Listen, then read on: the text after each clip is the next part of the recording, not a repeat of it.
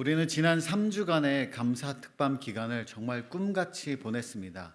때로는 웃기도 하고 또 울기도 하며 하나님께 많은 감동과 감사와 은혜를 얻은 시간을 보냈습니다. 저는 그 중에서도 가장 잊을 수 없던 시간은 바로 다음 세대 안수 기도 시간이었습니다.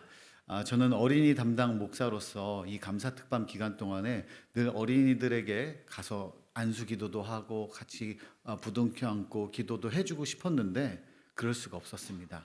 왜냐하면 저는 한소망 채플 안에도 들어가지 못하고 앞에 4층 로비에 그 보안 담당이었기 때문입니다.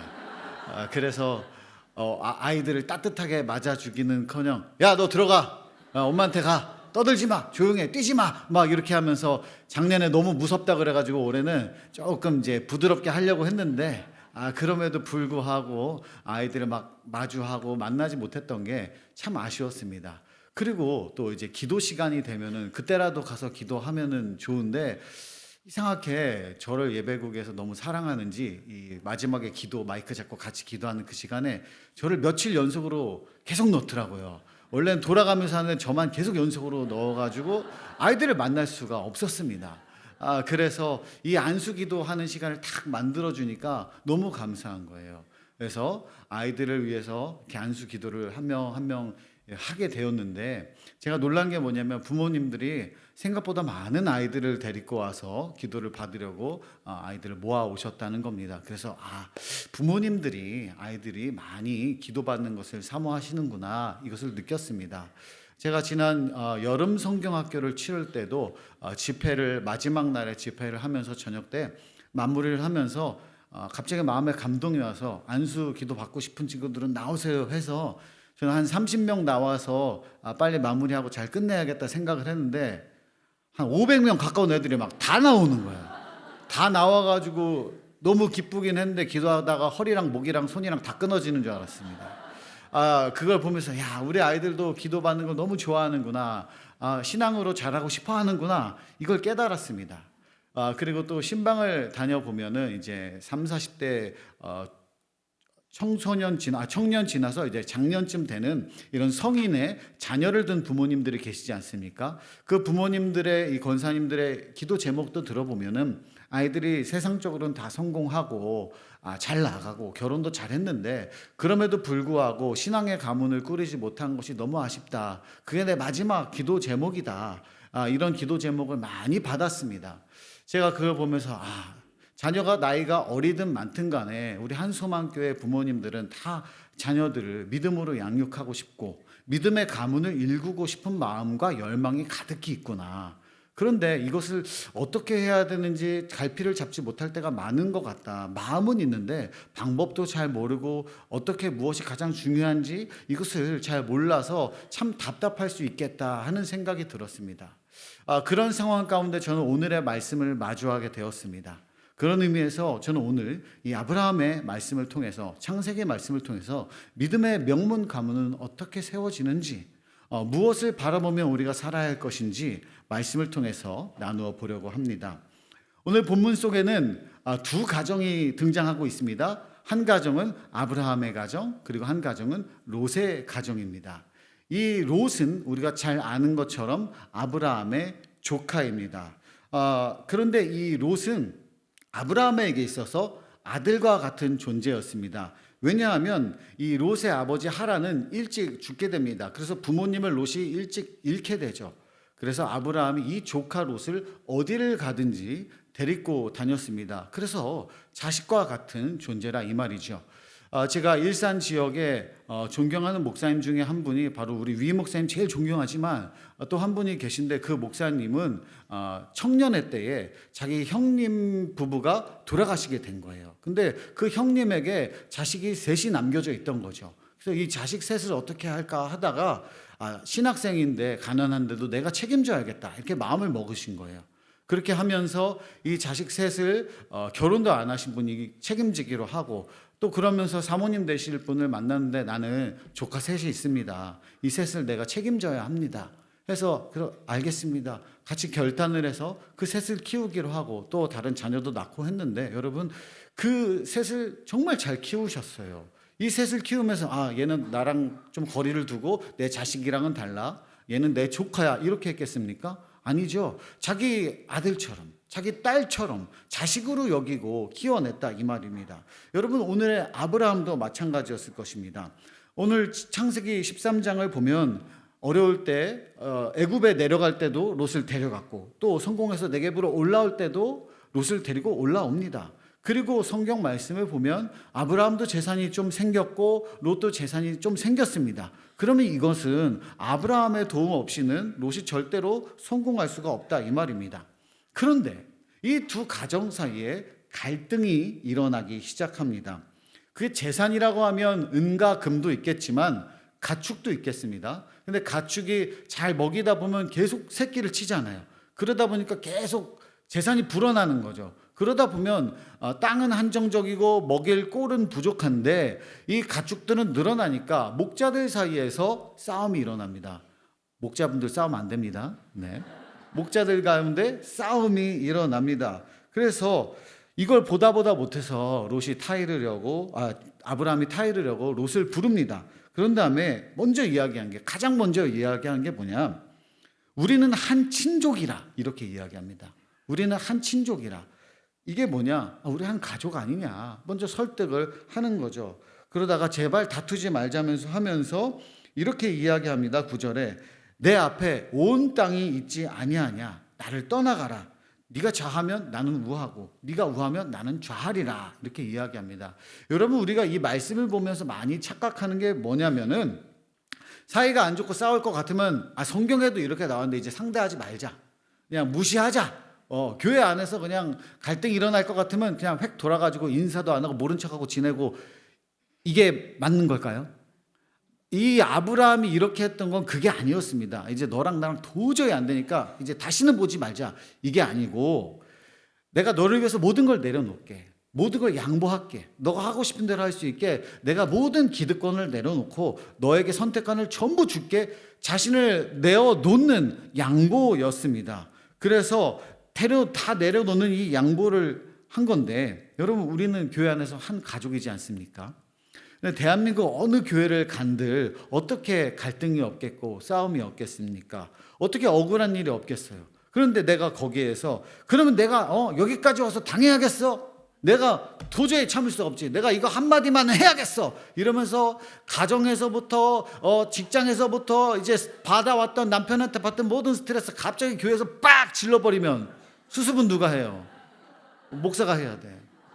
너무 힘들 때가 많아요. 여러분, 그럴 때가 있습니다. 그런데 여러분, 이렇게 싸우면 해결이 안 되는 거잖아요. 아브라함이 롯 불러다가 너 어린 게 말이야. 역시 검은 머리 짐승은 거두는 게 아니야. 이러면서 막 화가 나가지고 막 부글부글 끓으면서 싸우면 이게 해결이 되겠습니까? 이 계속 싸움만 나는 거죠. 아브라함은 양보를 했습니다. 저는 이 믿음의 가정을 이루는데 참 중요한 것은 양보의 모습이 필요하다라고 생각이 됩니다. 나의 분노보다는 하나님의 마음, 하나님의 용서, 하나님의 희생, 하나님의 사랑, 하나님의 성품, 이런 것들을 닮아서 교회 안에서 성도와 성도들이, 또 가족 안에서 부부가, 그리고 자녀와 이렇게 서로 양보하고 서로 품는 화평의 마음을 품는다면 우리의 신앙이 한층 더 업그레이드 되지 않을까, 저는 그렇게 생각합니다. 그래서 아브라함이 롯에게 양보합니다. 네가 가고 싶은 곳으로 가. 나는 반대로 가줄게. 이렇게 양보를 할 때 롯이 딱 눈을 들어보니까 좋아 보이는 땅이 보입니다. 어디가 보였느냐? 바로 요단 지역을 바라봅니다. 10절입니다. 10절에 이렇게 나와 있습니다. 이에 롯이 눈을 들어 요단 지역을 바라본즉 소알까지 온 땅에 물이 넉넉하니 여호와께서 소돔과 고모라를 멸하시기 전이었으므로 여호와의 동산 같고 애굽 땅과 같았더라. 여러분, 표현이 참으로 기막합니다. 여기가 바로 여호와의 동산 같고 애굽 땅과 같았다라고 이야기합니다. 롯이 보기에 이렇게 느껴지는 fantastic, amazing, 뭐 이런 느낌을 받은 거죠. 롯이 일전에 아브라함을 따라서 애굽에 가본 적이 있는데 그때 엄청나게 발달했던 문명을 경험한 거잖아요. 그때 생각이 난 겁니다. 90년대쯤까지만 해도 우리나라가 그렇게 아주 선진국은 아니었습니다. 제가 그 당시에 영국을 한번 가본 적이 있는데 우리나라에서 그때 90년대 친구들과 축구를 하고 공을 찬다고 하면은 공원이 어디 있습니까? 그냥 골목에서 공 차는 것 정도죠. 그러다가 공이 옆집 할머니 창문 깨가지고 막 도망 다니고 죄송합니다 하소연하고 차 밑으로 들어가가지고 공 빼러 나오고, 그리고 운동장에서 축구를 해도 다 모래밭이니까 여기 긁히고 저기 쓸리고 막 상처가 나는데, 아니 영국에 가보니까 동네마다 다 잔디밭이 이렇게 공원이 펼쳐져 있고, 잔디가 있으면 당연히 들어가지 마시고 되어야 되는데 애들이 막 축구와 스파이크 그거를 신고서 막 거기서 막 뛰어다니고 여자 아이들까지 다 보호장구를 차고 열심히 축구를 하는 거 보면서 이래서 우리나라는 축구가 안 되지 막 이 생각을 했어요. 그걸 보고 또 거기 여름 성경학교를 여는데, 그때 공원에서 여름 성경학교를 교회들이 연합을 해서 하는 거예요. 전 근데 제 눈에는 그게 좋아 보였던 거예요. 사실은 보면 교회 학교들이 무너져 내려가니까 각자 교회에서 여러 개 안 되니까 교회들이 모여가지고 여름 성경학교를 열고, 그리고 그때만 해도 우리나라에서는 3박 4일씩 자고 그랬는데, 아니 뭐 저녁 집회조차 없어요. 그냥 낮에까지만 하고 집에 가니까 너무 편하고 너무 좋은 거예요. 그게 좋아 보이는 거예요. 한국 교회도 마찬가지잖아요. 근데 이 교회 학교가 무너져 가는 것도 모르고 그걸 보면서 너무 좋아 보여서 여기 살고 싶다 이런 생각을 했던 거죠. 여러분, 오늘 이 롯도 마찬가지예요. 망하기 전에 소돔과 고모라를 보았는데 망할 생각은 안 드는 거죠. 그걸 보면서 애굽이 생각이 나는 거예요. 야, 내가 옛날에 갔던 그곳이랑 진짜 너무 비슷하다. 너무 좋다. 나 여기 살고 싶다. 그러면서 여기를 여호와의 동산 같다라고 표현을 합니다. 여호와의 동산 같다 이 말을 풀어서 해석해 보자면, 그러한 환경이 하나님이 주신 복으로 보였다 이 말입니다. 그러한 환경이 하나님이 주신 복으로 보였다는 착각에 빠진 겁니다. 소돔과 고모라 거기를 보니까 야, 여기 하나님이 주신 곳이야. 하나님이 나한테 응답해 주셨어. 하나님이 나에게 주신 땅이야. 이렇게 느껴졌다는 겁니다. 우리가 하나님께 제대로 매달리지 않고 예배하지 않고서 때때로 우리가 가장 무서운 분들이 어떤 분들인 줄 알아요? 하나님께 응답받은 것 같아요. 나 하나님께 응답받았어요. 이러면 갑자기 겁이 나기 시작해. 그럴 때가 있어요. 자, 여러분 그게 아니잖아요. 13절에 소돔은 여호와 앞에 악하며 큰 죄인이라고, 아주 여기는 어떤 곳이다 말씀에 못이 박혀 있습니다. 그렇다면 어디서부터 잘못이 되었을까요? 도대체 어디서부터 잘못된 건가? 우리는 여기에 집중하려고 합니다. 롯이 하나님을 모르지 않습니다. 기도를 응답받은 것처럼 느끼기도 했습니다. 그렇다면 롯이 바보인가요? 어리석은가요? 좀 모자른 존재인가요? 아니었습니다. 오늘 롯을 말씀 안에서 세상적으로 보면 실패하지 않았습니다. 롯이 가는 길을 보면 이래요. 12절에 보면 시작부터 소돔에 들어가지는 않습니다. 아브람은 가나안 땅에 거주하였고 롯은 그 지역의 도시들에 머무르며 그 장막을 옮겨 소돔까지 이르렀더라라고 나옵니다. 딱 소돔을 보니까 거기 조금 너무 악해 보이는데 저기까지 들어갈 정도는 아닌 것 같아 하면서 near 소돔 가까이 간 거예요. 소돔 안에까지는 아직 들어가지 않았습니다. 그런데 14장에 보면 소돔 안에 거주하게 됩니다. 그 거주하게 되는데 그 안에서 늘 기쁜 일이 있었던 게 아니고 노략을 당하고 롯이 납치까지 당하게 됩니다. 그때 아브람은 자기 사람 318명, 훈련된 군사 318명을 데리고 가서 이 롯을 구출해 줍니다. 이쯤 되면 롯이 깨달아야 하지 않겠습니까? 야, 내가 소돔 들어가니까 이런 일을 당하네. 내가 여기서 나와야겠다. 이게 하나님 뜻인가 보다. 이거 믿음의 아버지인 우리 아브라함 따라가야겠다. 이게 생각이 번뜩 들어야 되잖아요. 근데 여전히 깨닫지 못합니다. 그래서 19장에서 천사 둘을 만나게 되는데 이때 롯이 어디에 있었느냐 이게 중요합니다. 여기에 말씀에 나오는데 저녁 때에 그 두 천사가 소돔에 이르니 마침 롯이 소돔 성문에 앉아있다. 소돔 성문에 앉아 있었다고 하는데 이 당시에 성문에 앉아 있었다는 것은 굉장한 법관이거나 권력자이거나 돈을 많이 버는 성공한 사람이었거나 하는 그런 높은 위치에 있는 사람들만, 성공한 사람들만 그 자리에 앉을 수가 있습니다. 이쯤 되면 롯이 역경을 겪고 성공한 사람처럼 세상의 눈으로는 보입니다. 저는 어쩌면 이 롯을 보면서 이게 나의 모습 아닐까 하는 걱정을 많이 하고는 합니다. 내가 선택한 것이 하나님 뜻이 아닌데 내가 하나님 뜻이라고 믿고 내 마음대로 생각해서 나중에 멸망의 길로 가면 어떡하나. 여러분, 그런 생각이 듭니다. 다시 말씀드리지만 롯은 불신자가 아니었습니다. 그렇다면 도대체 왜 아브라함은 믿음의 아버지가 되었고 롯은 불행의 씨앗이 되었을까요? 이 둘에게는 아주 극명한 차이가 존재합니다. 이 차이가 믿음의 가정이 되게 하느냐 아니면 착각의 가정이 되게 하느냐를 결정짓습니다. 오늘 말씀을 보면 창세기 13장에 4절과 18절에 그게 기록되어 있는데, 잘 보면 아브라함에게도 롯에게도 둘 다 적당히 가축도 있었고 하인들도 있었고 또 돈도 적당히 둘 다 있었습니다. 가족으로서 갖출 것은 둘 다 가지고 있었어요. 그러나 이 둘 중에 차이가 분명히 존재합니다. 롯에게는 없고 아브라함에게는 있는 것, 그것은 바로 제단이었습니다. 아브라함에게는 가족 제단이 존재했습니다. 아브라함은 어디를 가든지 그 가정에, 그리고 그 중심점에, 그 시작점에 제단을 쌓고 예배했습니다. 아브라함에게는 가족 제단이 있었다, 이 말입니다. 예배 중심의 삶이 그를 믿음의 아버지로 만들었습니다. 아브라함도 연약했습니다. 실패했습니다. 어리석기도 했습니다. 그럼에도 불구하고 그는 인생 모든 여정 속에서 가는 발걸음마다, 시작점마다 그 중심점에 하나님께 제단을 쌓고 예배를 드렸습니다. 그의 삶의 중심 가치, 핵심 가치는 바로 하나님께 영광 돌리는 삶, 하나님께 감사 올려드리는 삶, 하나님께 예배하는 삶이었다, 이 말입니다. 이것이 바로 이 두 가문의 차이를 극명하게 가르는 차이였습니다.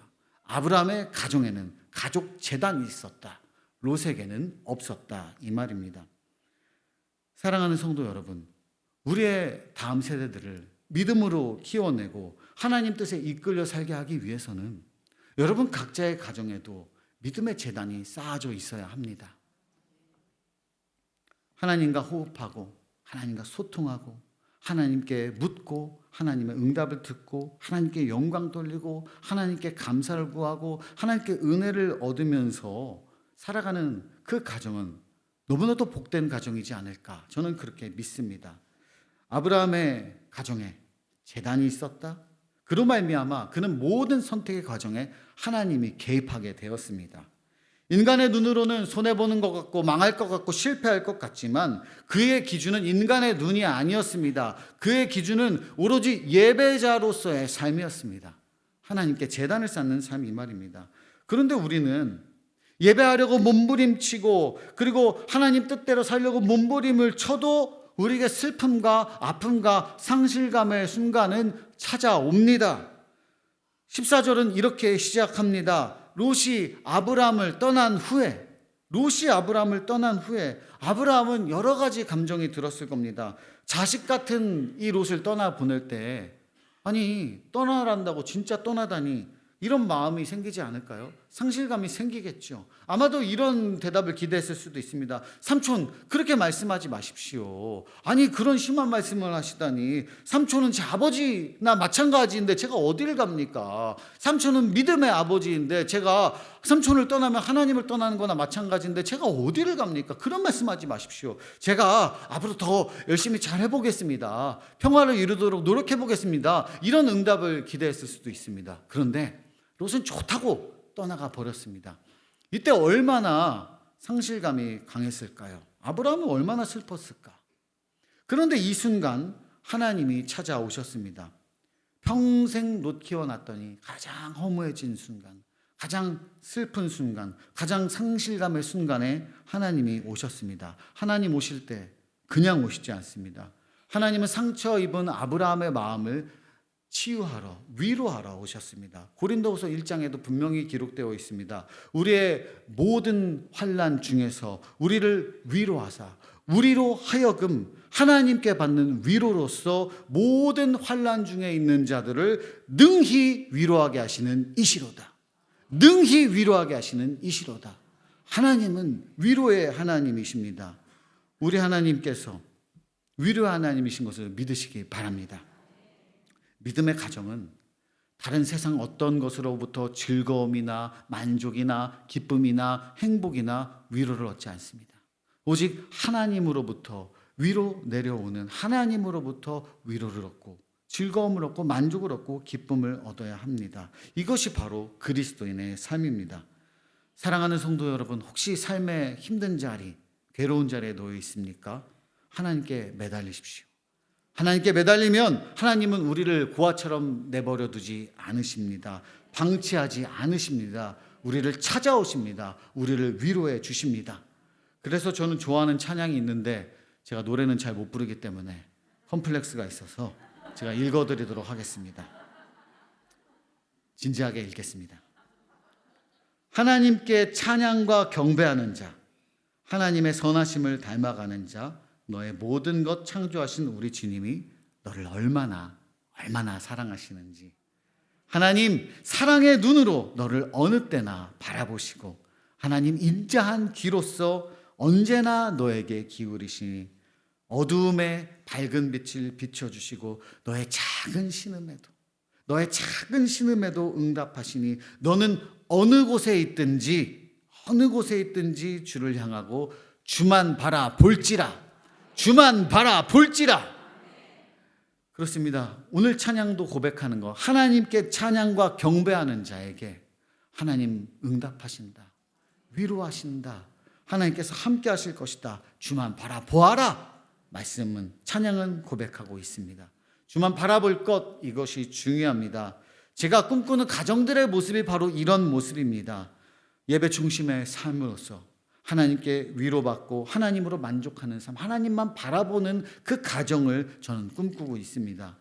그때 하나님은 그러한 가정들에게 하나님의 꿈을, 하나님의 계획을, 하나님의 비전을 보여주십니다. 14절에 나와 있습니다. 여호와께서 아브라함에게 이르시되 너는 눈을 들어 너 있는 곳에서 북쪽과 남쪽 그리고 동쪽과 서쪽을 바라보라. 여러분, 롯도 아브라함도 눈을 들었고 땅을 바라보았고 장막을 둘 다 옮겼습니다. 그러나 롯은 자신의 판단대로 자기가 보여지는 대로 보고 떠났다면 아브라함은 하나님이 보게 하셨고 하나님이 가게 하셨습니다. 오늘 본문 10절 11절을 잘 살펴보면 롯은 동쪽만 살펴보았습니다.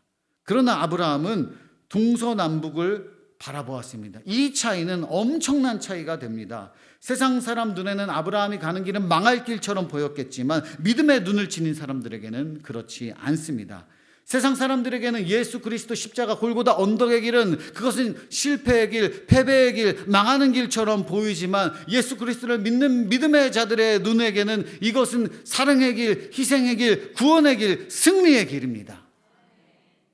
사랑하는 성도 여러분, 내가 선택하는 게 좋겠습니까? 하나님 보여주신 길이 낫겠습니까? 내가 선택하는 길이 가슴이 뛸까요? 아니면 하나님이 보여주신 그 길을 가는 것이 가슴에 뛸까요? 저는 그리고 오늘 말씀을 보면 그 가슴 뛰는 길이 어디인지도 말씀에 나와 있습니다. 오늘 14절을 자세히 살펴보면 너 있는 곳에서 라고 기록되어 있습니다. 지금 네가 있는 그곳에서 동서남북을 바라보라 이야기합니다. 지금 있는 그 자리에서 말입니다. 이 말은 내가 있는 이 땅을 복된 땅으로 만들어라, 그런 의미입니다. 오늘 이 말씀은 오늘날 살아가는 우리에게도 동일하게 적용됩니다. 환경이 좋아진 다음이 아니라, 어려운 그 환경 속에서 믿음이 좋아진 다음이 아니라, 지금 너의 모습, 너의 위치 그 자리에서 5년 10년 후가 아니라 오늘 이 시간 이 자리에서, 넘어진 그 자리에서 일어나 복된 땅으로 만들어라, 하나님이 명령하십니다. 하나님이 주시는 꿈을 꾸고 비전을 바라보라는 그 뜻입니다. 저 또한 하나님이 비전을 주셨습니다. 말씀하셨습니다. 너 있는 그 자리에서 라고 말입니다. 무엇을 보여주셨을까요? 하나님이 저에게 보여주신 것은 한국교회에 무너져가는 다음 세대를 보여주셨습니다. 한소망교회 오니까 너무 좋지 않아요? 한소망교회 처음 사역하기 전에 몇 년 전에, 한 10년 전인가요? 한번 왔었는데 제가 처음으로 했던 말이 있습니다. 와, 여기 호텔 같고 너무 좋다, 이렇게 이야기했습니다. 그러다가 우리 교회에 오게 됐습니다. 그래서 어린이 부서를 맡게 되었는데 우리 교회 안에만 있으면은 다른 상황이 어떤지 잘 모릅니다. 우리 교회는 인프라도 잘 되어 있고 코로나 회복도 아이들이 잘 되었고 뭐든지 잘 참여하고 아이들도 굉장히 많으니까 우리 안에서만 보면 잘 모릅니다. 그러나 다른 교회들은 그렇지 않습니다. 교회 학교가 사라져가고 있고 교역자도 부족합니다. 요즘에 신학 대학생들, 대학교 다니는 대학생들 10명 중에 신대원 가고 목사님 되고 싶은 몇 분이나 계실까요? 이렇게 물어본다면 몇 분 손을 들까요? 10명 중에 한두 명밖에 손을 안 든다고 합니다. 너무나도 슬픈 현실입니다. 저는 그런 이야기를 듣고 너무나도 충격을 받고 겁이 났습니다. 한국교회 어떡합니까, 하나님? 신학한다는 사람들도 없는데 일반 성도인들 교회 나오겠습니까? 하나님, 저는 미래에 누구랑 목회하면 좋겠습니까? 하나님, 어떡합니까? 하나님, 어떡합니까? 앞으로 제 목회에 소망이 있겠습니까? 그때 하나님이 보여주신 게 있었습니다. 바로 우리 드림 어린이 아이들이었습니다. 하나님 말씀하셨습니다. 너 있는 그 자리에서 드림 어린이를 바라보라. 이게 하나님 뜻이었습니다. 제가 기독교 교육을 하고 한소망교회에 와서 어린이 부서를 맡은 이유를 깨닫게 하셨습니다. 저는 비전이 생겼습니다. 우리 교회 안에서 나도 목사님 되겠습니다. 나도 선교사 되겠습니다. 나도 신학하겠습니다. 나도 예수 그리스도 뜻대로 살겠습니다. 이렇게 결단하는 아이들이 생겨나도 나도 우리 아이들을 믿음으로 키워보겠습니다. 세상 가치가 아니라 십자가의 그 가치대로 키우고 말겠습니다. 결단하는 그런 부모들이 터져나오게끔 만들어라. 너 있는 그곳에서 드림 어린이를 바라보라. 하나님이 말씀하셨습니다. 저는 이 일에 올인하려고 합니다. 하나님이 이 비전을 보여주시자 제 심장이 터질 것 같았습니다. 저는 그래서 즉시 우리 부서 안에 있는 준전임 하프타임 목사님들을 불렀습니다. 그래서 이야기했습니다. 내년에는 좀 바빠질 것 같습니다. 제가 하고 싶은 일들이 많이 생겼습니다. 교사도 훈련해야 되고 부모도 세워야 되고 이것도 해야 되고 저것도 해야 되고 여러분 교사가 필요합니다. 그렇게 이야기했더니 목사님들이 뭐라고 했는지 아십니까? 목사님, 우리 지금 부서에 목사님 3명밖에 없어요. 그거 어떻게 다 합니까? 교사들도 부족하고 시간도 부족하고 물리적으로 안 된다니까요. 이때 봐요. 이 시간에 이거 해야 되고 저 시간에 저거 해야 되는데 사람이 없잖아요. 어떻게 할 거예요? 하면서 그러니까 목사님, 저희가 하루를 더 출근해서라도 일을 해내겠습니다. 여러분 기적 아닙니까? 보통 하겠다고 하면 힘든데 그게 아니고 하루를 더 나와서라도 목사님 그 비전을 우리 또 함께 하겠습니다. 사랑하는 성도 여러분, 저는 한손만께 와서 복받은 사람입니다. 제 뜻이 아니라 하나님의 눈을 들어 보게 해 주셨기 때문입니다. 하나님이 주시는 비전을 볼 수 있는 사람이야말로 세상에서 가장 복받은 사람입니다. 사랑하는 성도 여러분, 여러분들도 그러한 비전과 그 축복을 누리시기를 바랍니다. 성령님의 역사와 능력을 제한하지 않고 받으시기를 바랍니다. 하나님께서 나를 통해서 얼마나 엄청난 비전을 보여주실까, 그 비전을 제한하지 마시기를 바랍니다. 여러분이 꿈도 꾸지 못했던 아이디어들이 번쩍 떠오르고 지금까지 한 번도 계획하지 않았던 그 못했던 일들을 이룬다고 할지라도 절대로 놀라지 마시기 바랍니다. 하나님께서 이루어 가실 것입니다. 하나님께서 여러분들을 통해서 이루실 놀라운 일들을 위하여 여러분들 가운데, 여러분들의 가문 가운데 믿음의 가문이 세워지고 가정의 재단이 쌓아지고 하나님께 예배 올려드리고 감사 올려드릴 때 여러분의 자녀들이 나도 하나님 뜻대로 살겠습니다. 하나님을 따르겠습니다. 예수 그리스도 십자가의 가치로 살겠습니다. 결단하고 교회를 살리고 나라를 살릴 수 있는 그런 자녀들이 많이 나올 수 있는 믿음의 가문을 세워가는 여러분들 될 수 있기를 주님의 이름으로 소망합니다. 기도하겠습니다. 사랑 많으신 하나님 아버지, 고맙고 감사합니다. 하나님, 이제 우리가 눈을 들어 주님만 바라보기를 원합니다. 주님만 바라볼 때 주님께서 보여주시는 그 비전을 따라 살기를 원합니다. 하나님 보여주시는 비전을 따라 살아감이 내 인생의 가장 큰 축복이요 행복이요 기쁨임을 깨닫게 하여 주시옵소서. 여기 모인 한 가정마다 십자가가 세워지고 가문의 재단이 쌓아져서 오직 하나님께 영광 돌리며 살아갈 때 가장 행복과 사랑과 기쁨이 넘치는 모든 가정 되게 하여 주시옵소서. 예수님의 이름으로 기도합니다. 아멘.